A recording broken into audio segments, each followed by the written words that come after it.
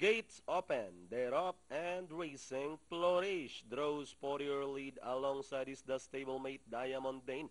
Then running by the rail Threshold, followed on the outside by Native Land.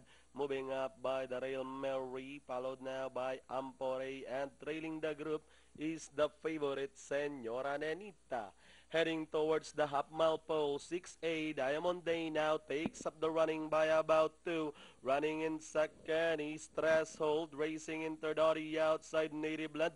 Flourish drops back in Port Mary, then moving up Ampore, and Senora Nenita is still running at the tail of the field, racing towards the final 450 with 6A Diamond Dane still leading the field.